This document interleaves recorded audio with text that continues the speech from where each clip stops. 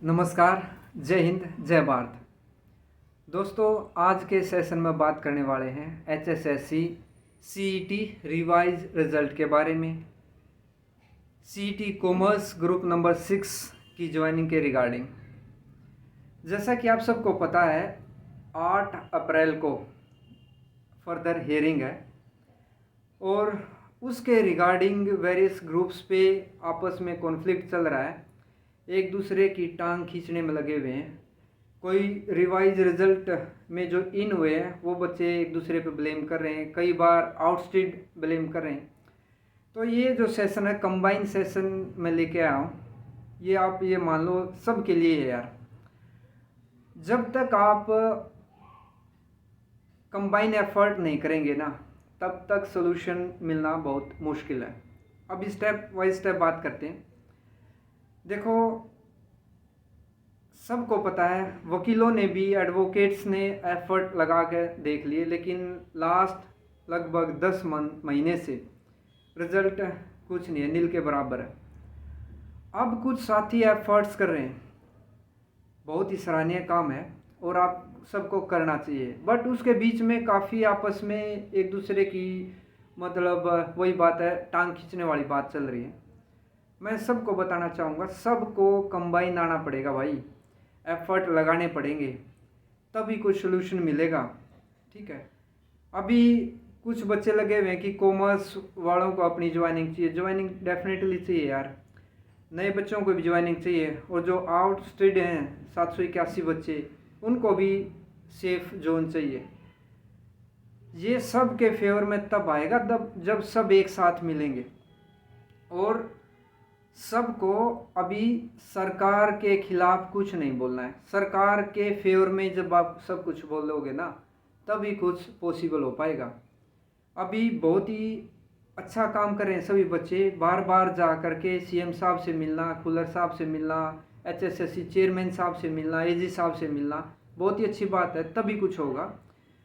But वो combine effort लगाना पड़ेगा। ऐसा नहीं कि कॉमर्स वाले लगा रहे हैं, दूसरे पीछे से उनकी टांग खींच रहे हैं, या ESM DSM लगा रहे हैं, दूसरे उनके अगेंस्ट आ रहे हैं। ठीक है, सबको पता है सोल्यूशन सबका एक साथ होना है।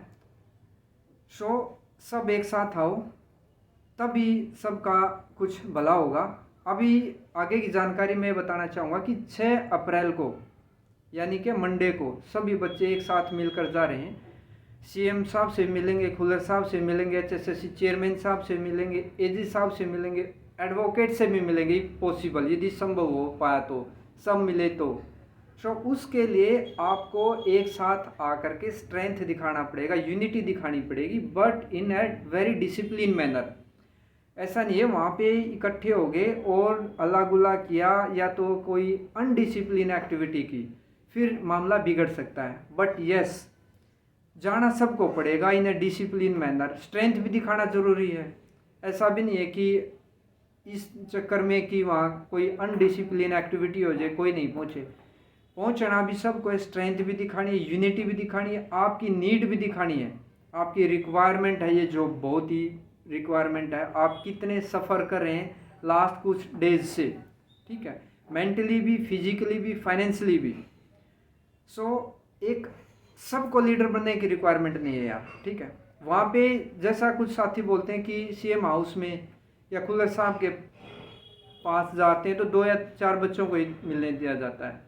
बिल्कुल ट्रूथ है ये, ऐसा ही है। बट एक इम्पैक्ट पड़ता है जब आप एक अच्छी संख्या में जाके, वो भी डिसिप्लिन मैनर में, एक वहाँ पे जाके इकट्ठे हो गए ना, सब एक्टिविटी नोटिस की जाएंगी। यदि वहाँ पे आप एक अच्छे ढंग से आप रिप्रेजेंट करें, वो आपके पॉजिटिव, आपके फेवर में जाएगा। यदि नेगेटिवली जा रहे हैं, वो आपके नेगेटिव में जा सकता है। ऐसा कोई लीडर है नहीं। क्यों नहीं है?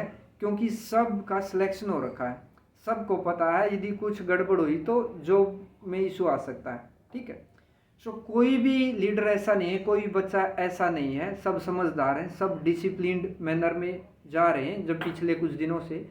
बट वही 10-10, 15-15 करके अभी 6 तारीख को सब बच्चों की यही गुहार है कि सब एक साथ मिलकर जाएं और सबसे मिला जाए।